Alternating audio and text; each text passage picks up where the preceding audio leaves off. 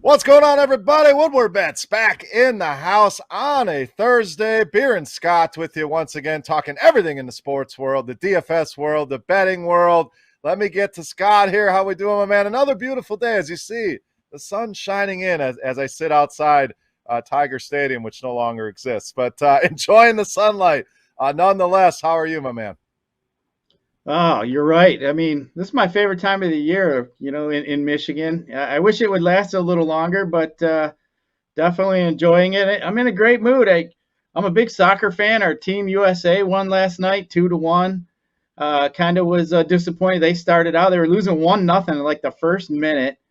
And I'll tell you what, man, if you're really not a soccer fan, you might want to start paying attention, because when they do get to the World Cup, we got a lot of youngsters that are really good, fast. And we've always been lacking that goal scoring, that striker. And man, we got a couple good ones. So I think Team USA soccer is on the rise. So I was quite happy with that. It was kind of a boring sports day yesterday, but hey, today we got some baseball going on. We got a big Game 5 with two great teams. And of course, we got the Thursday night game where we can look at. So yeah, all kinds of good stuff we can talk about today.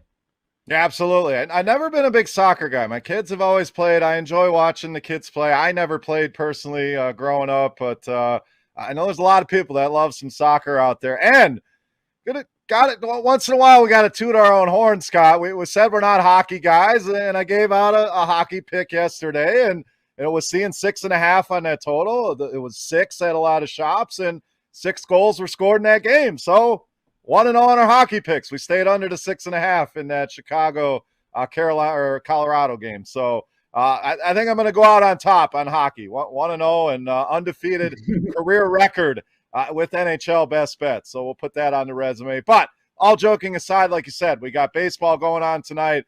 We have Thursday night football. We'll break that down with some of our personal best bets, some props, how to play it in DFS, who should you captain, who should you MVP.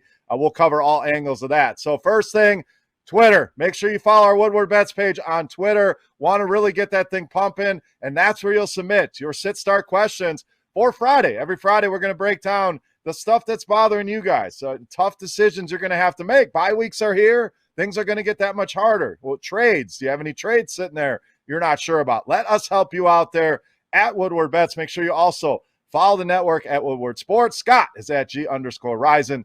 And I am at Beer Makers Fan. All right, Scott, let's get into things here today.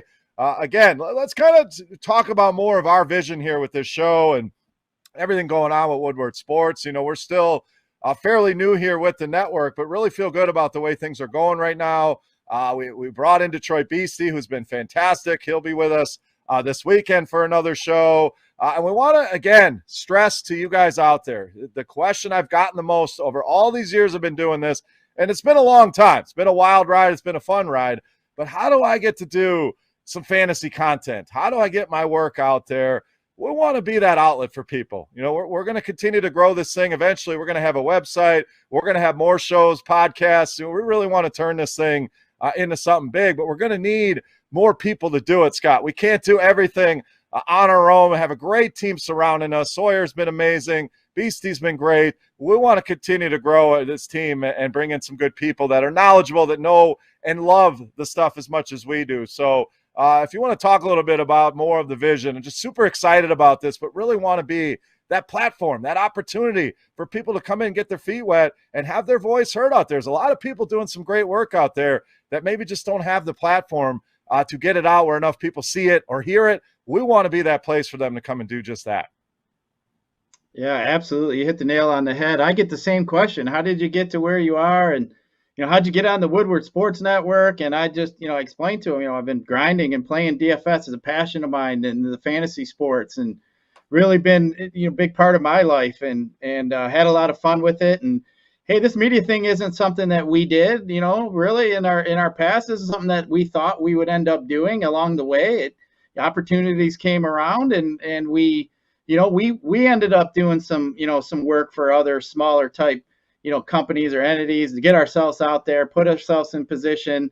I know you work, both of us actually work for other companies as well in the DFS landscape, which have been around quite some time, where we, kind of made our name, and we're grateful for that. And that's what we kind of want to do. If there's somebody here in Metro Detroit, maybe you are working for, another site or somebody, hey, we don't have any problem with that. We just want to build a team here that can help the Metro Detroit learn how to play the games we're playing. The DFS, the underdog. There's so many different angles and ways and different things, and there's so many people that are specialized in the niche sports like NASCAR or golf or hockey's just starting, or NBA. NBA is really big. So, NBA is probably the second biggest DFS sport. Baseball, some baseball guys might argue with you, but I mean, after the first 6, 7 weeks, 8 weeks of baseball, it's the same 100 or 200 guys that are playing every day, to where basketball and football teams has a wider range of players. So, contact us, get in there. Let's get us some additional help here. I think, there's a lot of hidden talent here in this sports town. It's a great sports town. So reach out to us. We like what we see. We'll give you a platform, and we'll see where it goes. You never know. Next thing you know, you could be on a show here with Chris and I, and out there talking with everybody. And, if you're lucky, maybe you could be like Isaac one day and get punched in the face by McCarty in the office. There you go. Oh, such a great video. You suck, McCarty! Head over to @Woodward Sports and check that out on Twitter. And again, feel free to DM us at Woodward Bets or our personal Twitter handles, which again will be on the screen for you. So super easy there. Reach out. Don't be shy. Want to hear from you guys out there. I want to give that opportunity to more people. So super excited about that. Scott, also super excited about some baseball here tonight. We have Game 5. We'll get to football, but we want to open it up with this Game 5, and all the other series are all wrapped up. This one should be good. We got the Dodgers and the Giants. Giants a small favorite here at home, -112 here in the FanDuel Sportsbook, -104 on the Dodgers side of things. So close game, very low total here at just 7. Logan Webb toeing the slab, looked great in Game 1, I believe it was. He pitched, had double-digit strikeouts in that game. So how does this one play out, Scott? Pretty low total in this one. Two offenses that can be good, but we know this is a pitcher's environment here. Logan Webb pitching well. So is he going to thrive once again? Is the stage too big maybe for him here? How do you see this one playing out here on Thursday night? This is going to be a great game. Logan Webb, you're right. I mean, he came out, young kid, rookie. He's looked really good this whole season. I mean, you look at these two pitchers, I think their combined record is 33-6. Both of them have an ERA under 3. Both of them have a WHIP 1.01, 1.08. I mean, they both average pretty close to almost 6 innings pitched. I mean, these guys are both, big-time tight starters. But Urias has been pitching in these type situations in the past. So I'm kind of torn on this one, to be honest. I think this is going to be a really good game. I think this is one I'm going to sit out and watch. But if I have a small lean toward the Giants. But to be truthful, I've kind of become a Dodgers fan here over the last few years playing DFS, because they're always the late hammer, so to speak. Usually have, games on the late at night. So, bought Dodger hats, jersey. I mean, I like the Dodgers, made me a lot of money. So I'm kind of torn here, but my baseball instincts are telling me that I think the Dodgers are going to have it tough. The Giants are just built for this.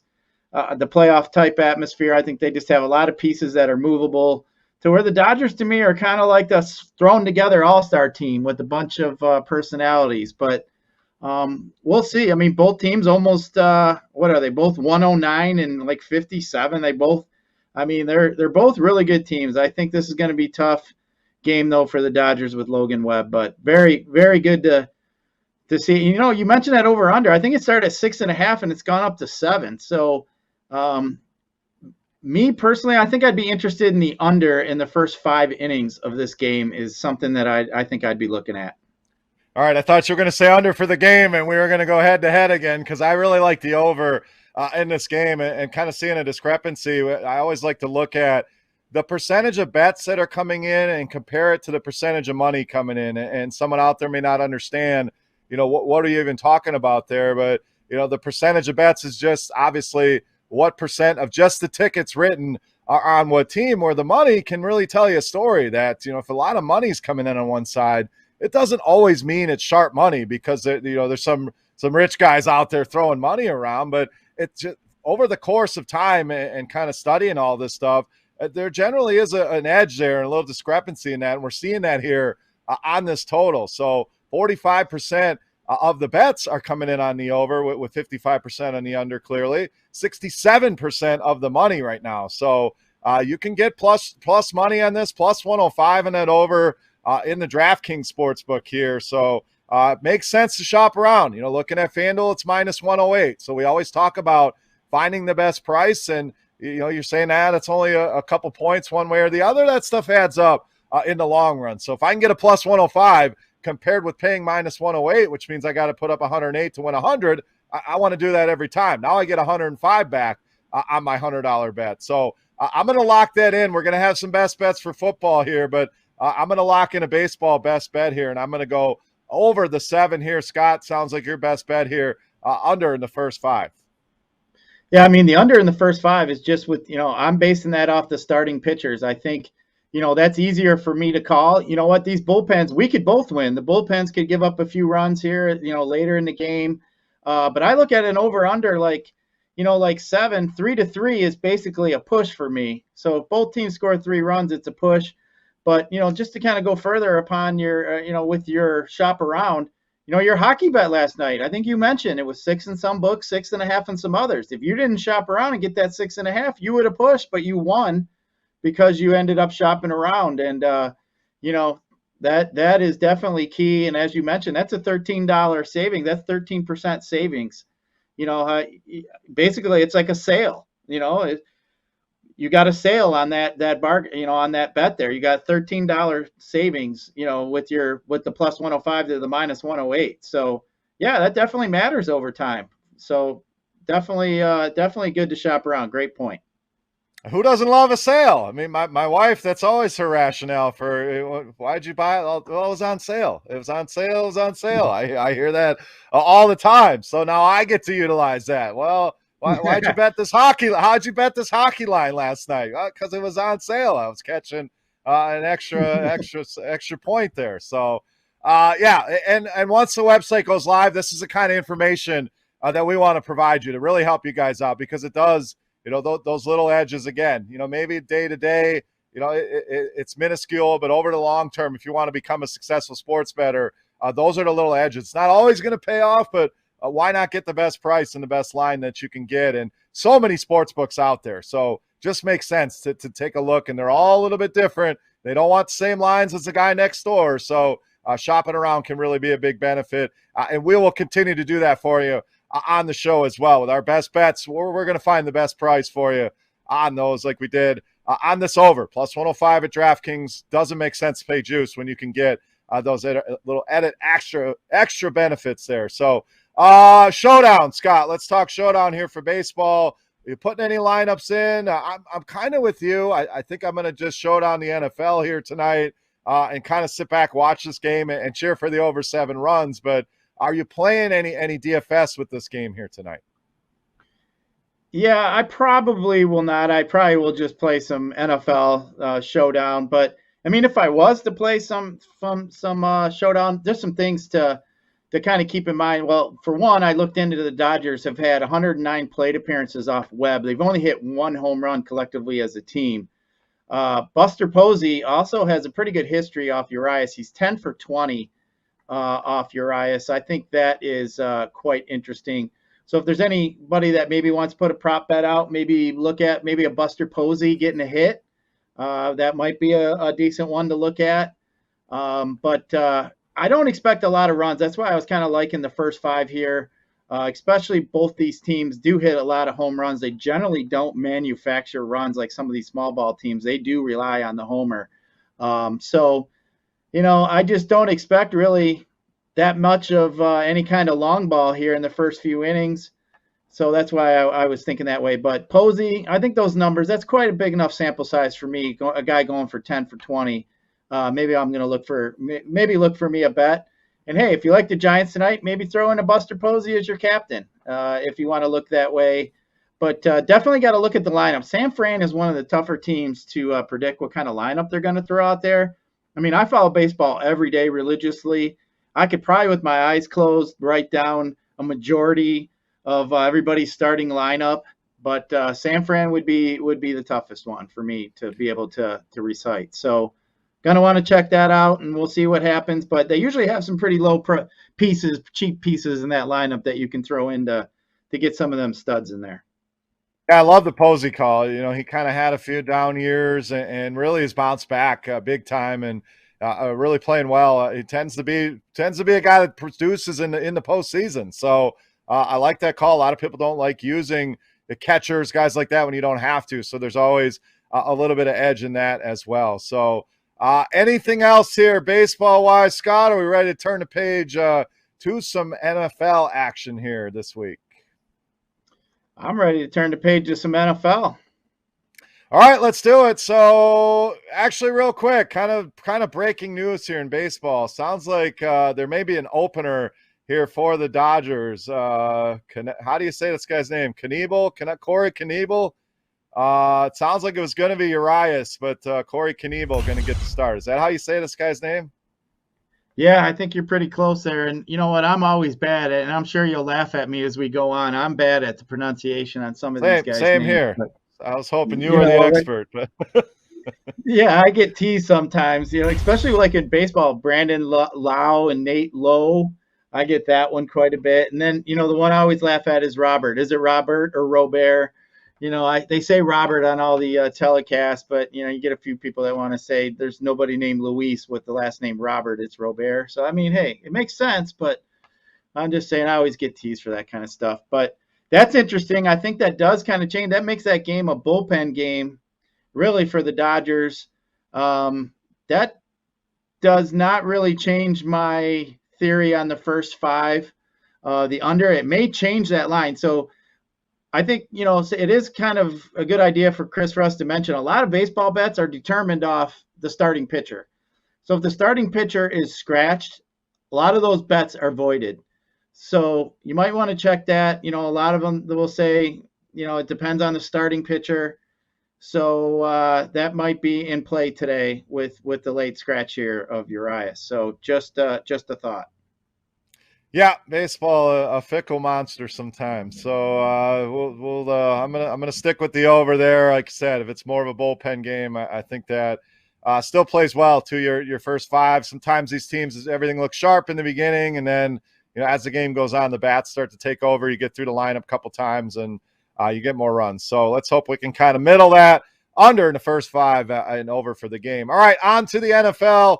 Take a look at some injury updates here, some of the bigger names. Antonio Gibson, this has been kind of they're saying he's limited. The coach comes out and says he's not limited. So it seems like he'll be good to go in this showdown with Kansas City Chiefs. He's dealing with that stress fracture, something you can certainly play through. I'd be more worried about it, as Josh talked about yesterday, down the line later in the season as it starts to wear in week after week. But for now, Antonio Gibson looks good.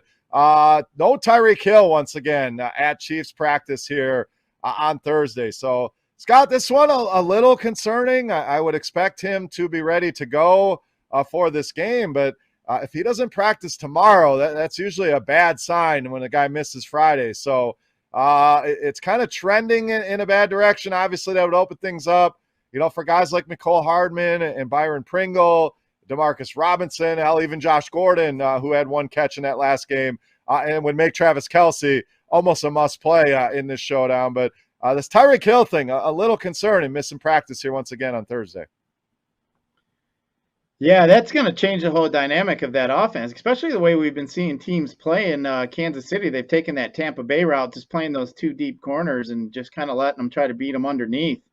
So, I mean, if you really take out Hill, that takes out that over-the-top type play, or even a lot of those quick slants. I mean, yeah, Hardman can kind of fill in on that role, sure, but Tyreek Hill is Tyreek Hill, and we've seen him, kind of wiggle his way out of some some situations that we just end up shaking our head and he takes one to the house. I mean, there's only a few guys in NFL that seem to have that ability, but that definitely will change. That will change a lot. So we'll see. Yes, if that happens, Hill or Hardman will probably be pretty chalky, I would assume, tonight, especially if as cheap as he is. But I got to assume Kelsey then is going to be probably one of the main focal points. Or will they rely more on the running game tonight? It will be an interesting, something. If that gets on and they get off to a good start running the ball, they just might stick to it and trying to keep that Philadelphia offense off the field. Because I think just Jalen Hurts is I think a guy like Jalen Hurts coming into a game with Mahomes, I mean, you got to believe he's jacked up for this game. You're mixing up your teams here, Scott. It's Tampa and Philly tonight. I know you're excited about Kansas City. I get it. So am I. We just want to make sure we don't cross the streams here in Ghostbusters. So you're right, though. A guy like Darrell Williams could be that much more involved. We've seen his involvement in the passing game. McKinnon, some of those secondary receivers. So we'll keep an eye on that. We'll update tomorrow. If Tyreek Hill is back. Another big name, Christian McCaffrey, was sounding like everything was well and then did not practice today. So, he was kind of getting some limited practice in leading up to today. Maybe it's just a day off here, but this is a little bit concerning. We thought he would be back. So, again, we'll update that here tomorrow. Giants news, Sterling Shepard, Darius Slayton practicing once again on Thursday, so they look like they'll be able to return. Minnesota, Justin Jefferson dealing with an ankle injury, says he'll be back at practice, so it seems like he'll be good to go in that game with Carolina. TJ Hawkinson, a guy we talked about, kind of concerned with his injury, still dealing with that knee injury. He's back at practice as of Thursday. No Devontae Parker for Miami, so he's trending towards missing again. Curtis Samuel also missing again, once again today. And some COVID news, unfortunately. As soon as we think it's dead and buried, 3 positive tests for the Arizona Cardinals. So, one more positive test and things get more and more interesting here for the Cardinals. Chandler Jones already ruled out for that team. So, another situation that we'll have to keep an eye on COVID rearing its ugly head once again. So, Julio Jones returned to practice, so good news for him. Dalvin Cook also back at practice, so we'll see if they want to roll him out. Minnesota has a bye next week, so they could very well sit him out again. Kudos to FanDuel really pricing Alexander Madison up in case Cook misses again, so it's not a free square there. Sometimes these injuries, Scott, the backup running back is so cheap that everybody plays him, and the guy's 70-80% owned, and it kind of takes away from the game. So we don't have to worry about that. Justin Fields also back at practice today. They have a showdown with my Green Bay Packers this week. So thoughts on any of the rest of those? McCaffrey, some of the other guys we talked about, Dalvin Cook, anything else we may have missed here in the injury section? Yeah, the McCaffrey one I was kind of surprised about. In some of my season leagues, I dropped Chuba, just thinking that he probably wasn't going to be around too much longer.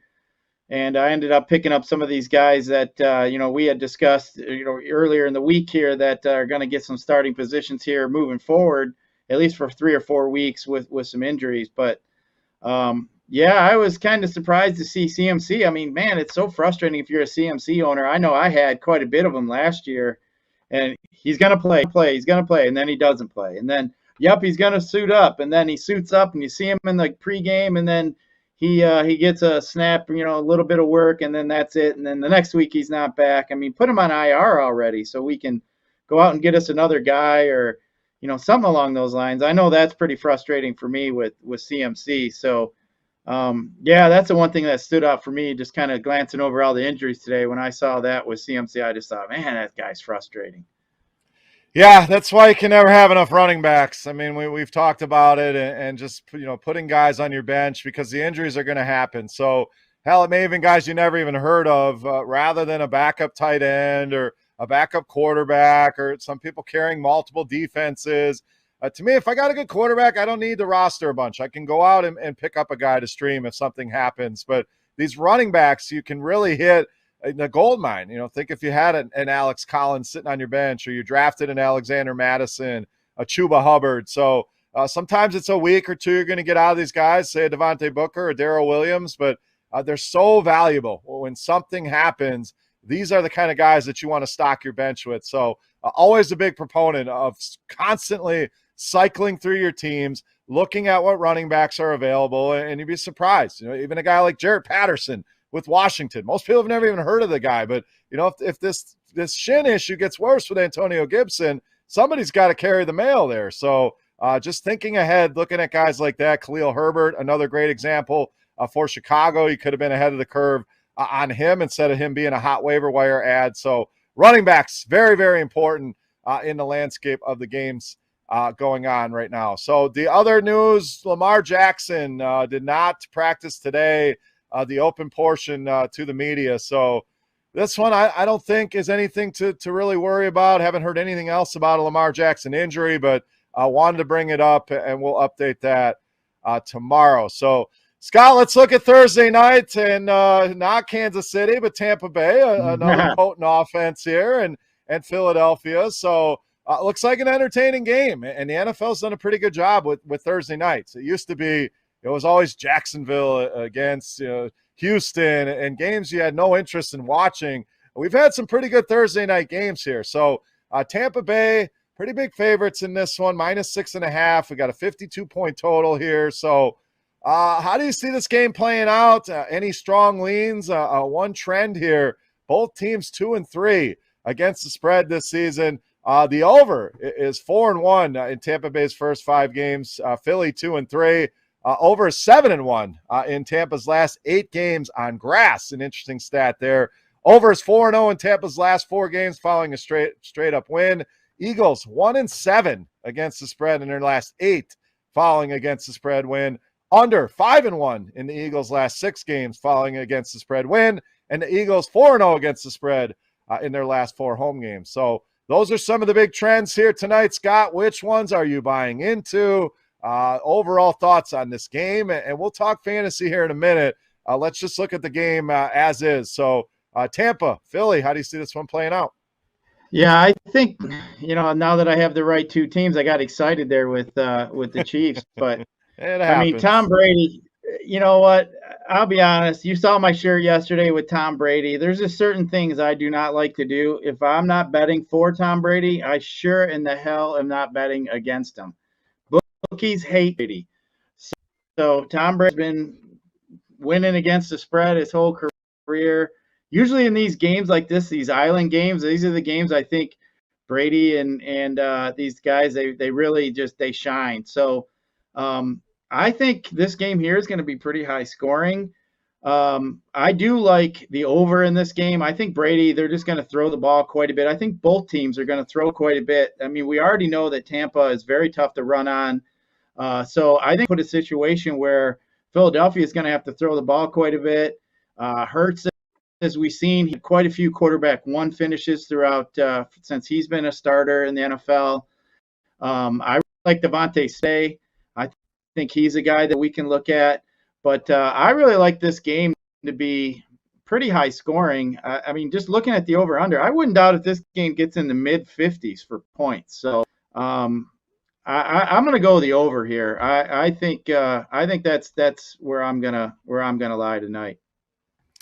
I'm going to go with you on the over here. We know Tampa Bay is going to score points, and you can say what you want about Philadelphia and Darius Slay shutting down DJ Moore. And how are you going to shut down Mike Evans, Chris Godwin, Antonio Brown? I mean, Antonio Brown is playing at a level, maybe not Pittsburgh level, but I think much better than anybody anticipated. He's healthy. Brady loves to look for him. Evans is a monster on the red zone. I love the bounce back spot here for Chris Godwin tonight. I think he'll be the forgotten man with those other 2 coming off a big game. So I just don't know how this Philadelphia team is going to stop this offense. And then the Philly side, they have to know we cannot run the ball against this Tampa Bay team. Miles Sanders has been one of the bigger disappointments in all of fantasy football. So if it's 2 teams throwing the ball a lot, guess what? That's good for an over. When teams are running the ball, they're running the clock, the game can slow down. When they're passing the ball, it's playing at a faster pace. The clock isn't stopping or isn't running as much. That tends to lean to an over here. So I like the over as well. I think Philadelphia's offense is good enough Tampa Bay secondary is hot garbage, to be honest. I mean, when you bring Richard Sherman in off the street, you're struggling here. No Levante David in the middle to try to cover a Zach Ertz. I mean, there are a lot of injuries on this Tampa Bay team. And again, that offense is going to score points. So spread-wise, I'd lean Tampa Bay. It feels like a bit of a trap. That 6.5 feels like they want you to step in that. You're thinking it's not a touchdown. So I'll leave that alone. Let's hope Philadelphia can stay competitive here and we get some scoring. I'm going to lock in with you on the over here. 52.5, kind of shopped around. I don't see any 52s anywhere. So pretty union across the board here on this total. But best bet for me, over 52.5 as well. Yeah, I like that. I mean, just kind of I was looking at Tampa's rushing stats. They've only given up 229 total yards, less than 3 yards a tote, and they've only given up one rushing touchdown in 5 games. So, I mean, come on. It doesn't take a rocket scientist to figure out if you're the offensive coordinator over there in Philly that, the clock, you're going to have to throw the ball, which we know the clock is going to be running. And then the other thing, Chris, I think a lot of people discount when they're thinking about, game scripts and stuff like that when you're betting on something.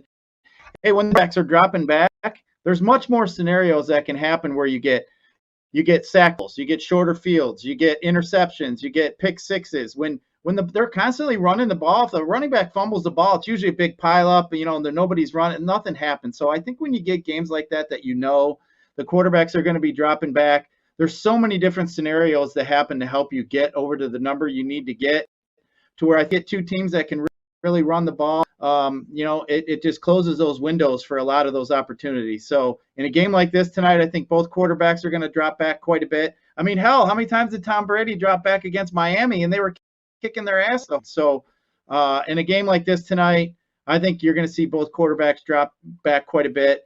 I mean, and we see with Philly, I mean, that offense is Jalen Hurts. So, a guy like Miles Sanders to me is probably not going to be in play. Matter of fact, I think Jalen Hurts has a better chance of running one in today than Miles Sanders. So, like I said, I like all the pass catchers. You mentioned Ertz.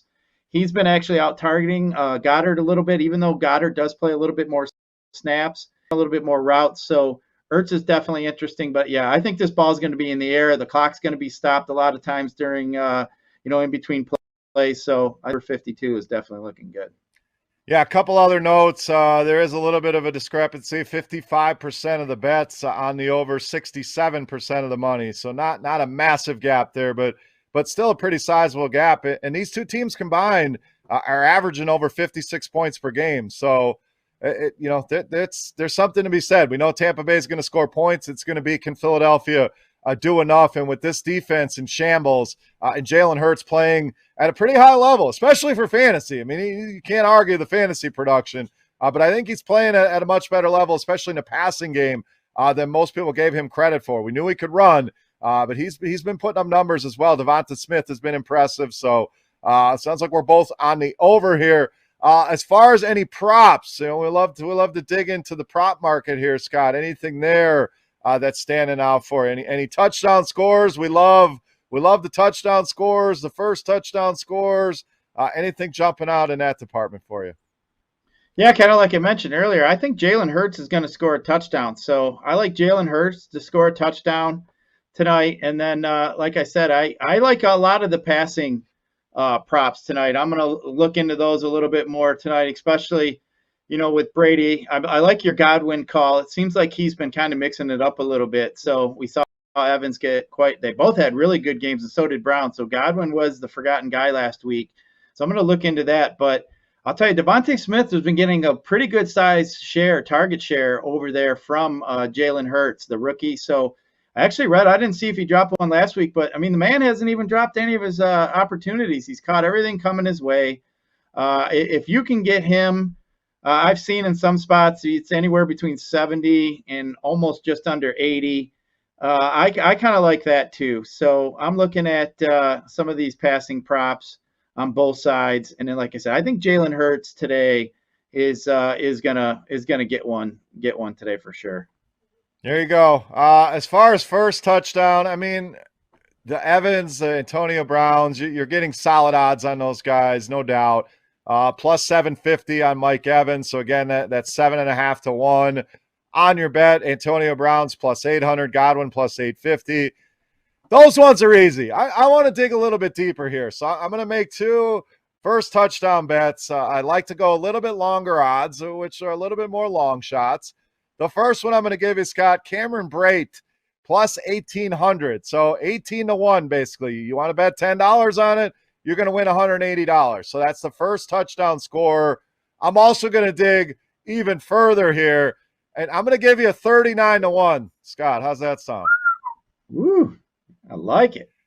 I'm going with Tom Brady. Now this has to be a rushing touchdown, but don't forget, a lot of times that those little quarterback sneaks, or they'll get to the 1 yard line and he runs it in. So I know he's not Jalen Hurts. In fact, he's about the polar opposite of Jalen Hurts as far as rushing ability. But if they get in close, sure, it's probably Fournette. It's probably Ronald Jones, one of those guys. Maybe they throw it to one of the receivers, but at 39-1, I'm willing to lay a few ducats and see if Tom Brady can sneak in that end zone. So those are the deeper dives. Again, the three wide receivers for Tampa, you can't go wrong.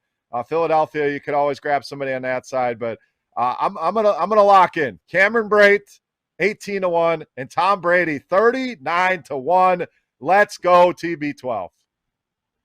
I'll tell you what, Chris, I like it. The other thing you can do to hedge it, you can bet Tom Brady under 1.5 yards to cover yourself for that touchdown. If the touchdown comes, you're obviously, you could, bet $10 the other way. If you don't, the only time he's probably ever going to rush the ball is probably to score a down. You either get it on 4th down or to score a touchdown. So, if you go the under and he doesn't score that touchdown for you, you might be able to get your $10 back.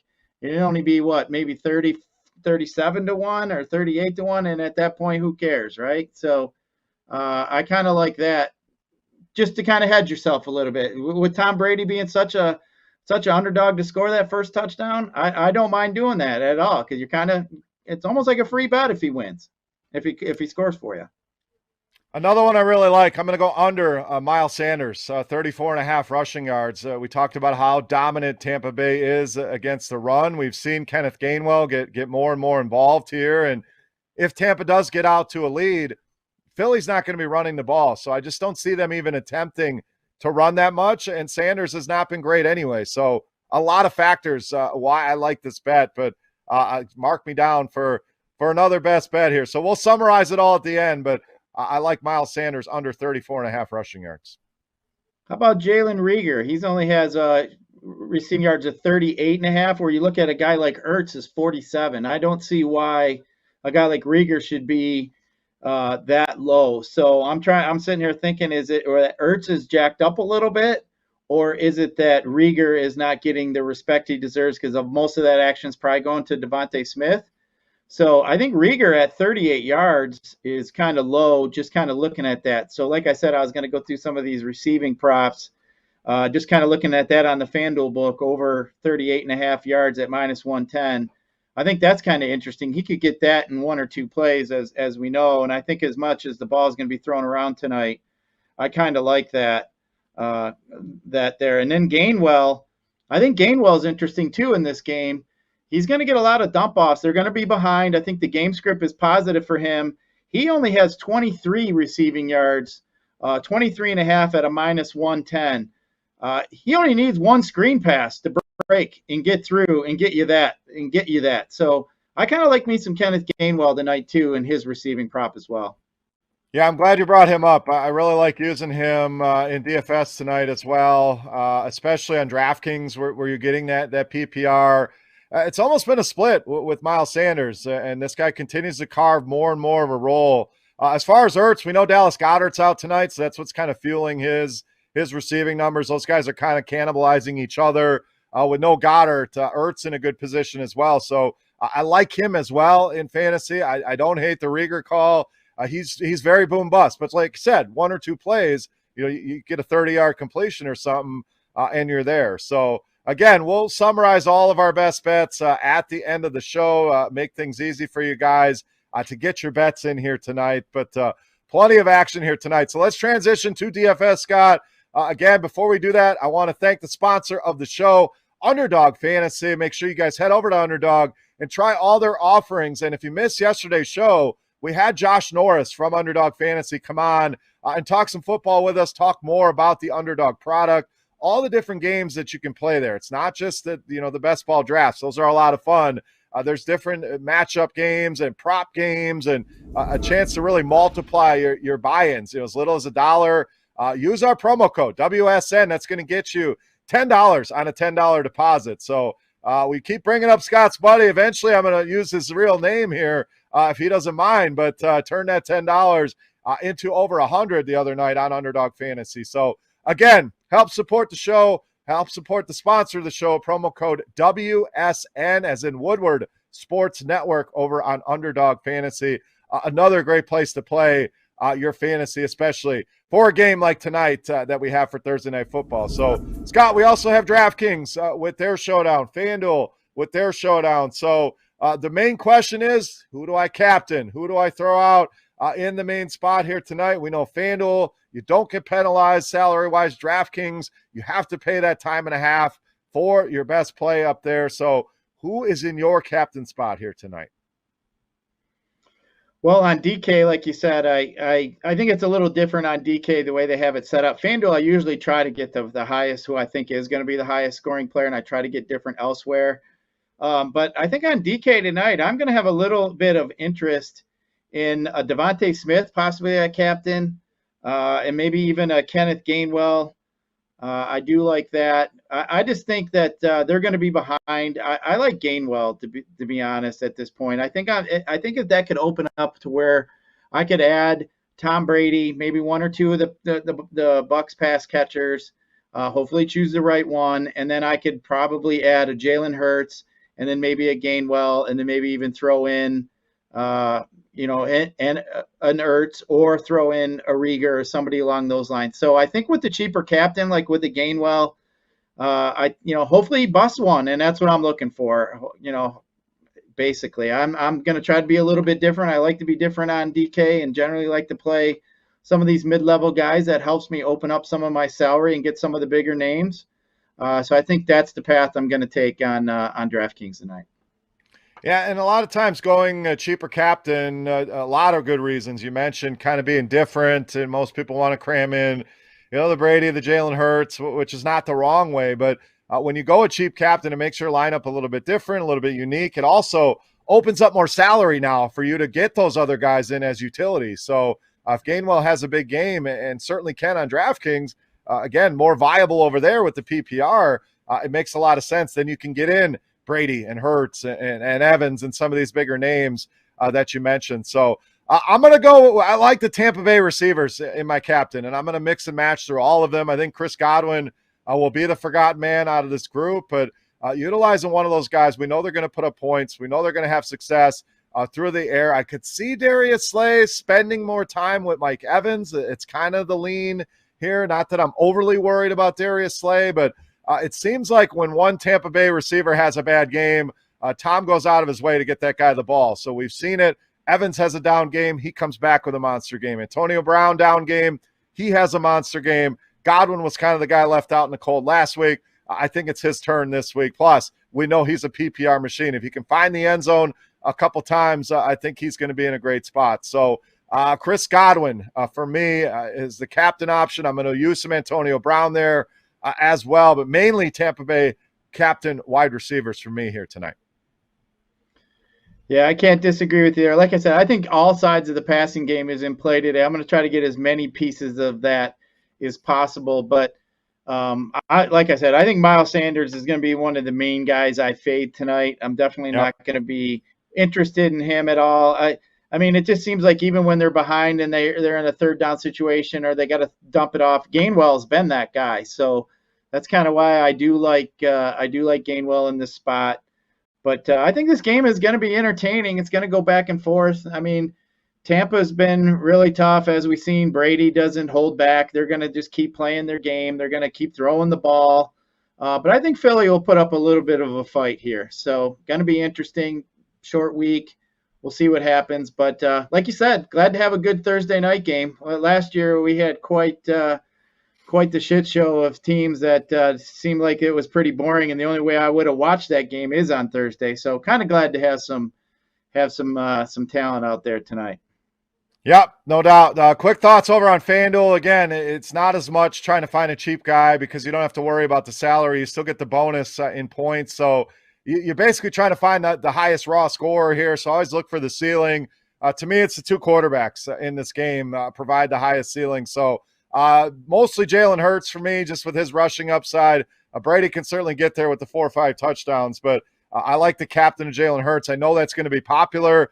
So what you do, you find some lower-owned players. You play a Jalen Reagor. You use a Cameron Brate. You use a Kenneth Gainwell. You can also leave money on the table as another way to kind of avoid similar lineups. A little bit different on FanDuel. It's a lot harder to get unique there, but don't be afraid to leave $3,000, $4,000, $5,000 on the table to give your shot at a unique lineup. So I like Hurts in that captain spot. You want touchdowns on FanDuel, so you could always cycle through those Tampa Bay receivers there as well, but a little bit more of a let's say, simpler game there, but not as much theory on picking that captain on FanDuel. It's still a fun game to play, and I'll have plenty of lineups in both. So that will wrap it up here. Let's summarize our best bets here, Scott, because I know we were all over the place here in a lot of different sports. So I'm going to give you the floor while I try to piece all my best bets together here, make it nice and easy for the people here before we get out of here. It sounds good. I'll tell you what, my best bet tonight is going to be Kenneth Gainwell, the over 23.5 receiving yards. So I really think they're going to dump it off to him. He should have 4 or 5 catches, I would assume, especially with the game script that we're expecting. So I really like Kenneth Gainwell over the 23.5. I mentioned that baseball game. I do have a slight lean to that under in the first 5 innings, but with Urias, that information changing, I'm not quite as sure I'm high on that as I am before. But so I'm going to stick to the football game tonight with most of my plays. But Kenneth Gainwell for sure. The over 23.5 is something that I'm looking at, and then I also like Devontae Smith over 73.5 yards here. Like Chris mentioned, you bring a dusty guy like Richard Sherman off the waivers and just bring him in.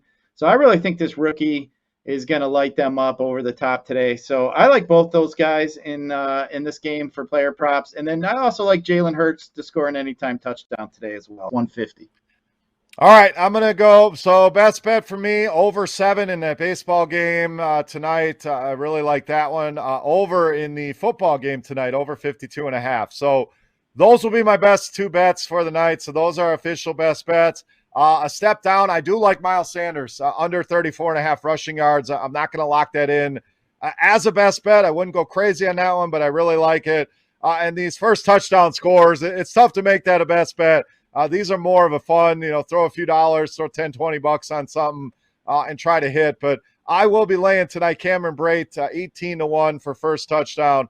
And Tom Brady, 39-1. Both of those are available in the FanDuel Sportsbook, first touchdown scorer. So a lot of different bets for me, but the 2 overs I feel great about as tonight's best bet. So, Scott, long show today, but we had a lot to cover. So thank you to everybody for listening.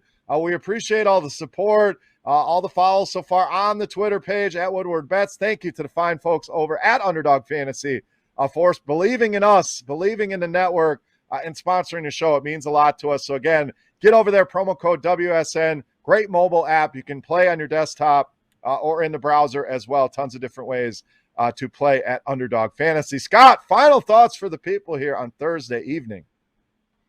Nope, always a fun night getting here into the weekend on Thursday. We got some start of the football. I like I said, I like this time of the year. We got the 2 sports going. We got some exciting.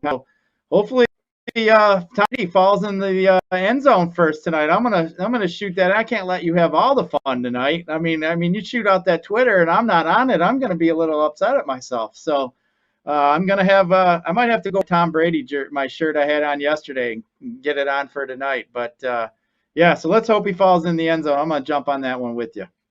39-1, why not? Let's have a little fun. That's what we love doing here at Woodward Bets. Make sure you guys follow the page on Twitter at Woodward Bets. And reminder, tomorrow is our Friday show. We love to talk your sit-start questions, your trade questions. We want to help you out with that. So send us a message on the page, and we'll read your questions live on the air. Tomorrow, we'll update the NFL injury situation. We'll take a look at that Boston-Houston Game 1 in the American League playoffs and continue to look at the lines and the injuries in the NFL. So we'll stay busy throughout Saturday. We'll break down some college football. And, of course, Sunday, our big show of the week, breaking down every single NFL game from a betting perspective, from a fantasy perspective, and from a DFS perspective. So make sure you join us for that show as well. For Scott, for Sawyer behind the glass, for Underdog Fantasy, I am Beer saying Salo. We are Woodward Bets. Thank you for watching. We'll see you tomorrow.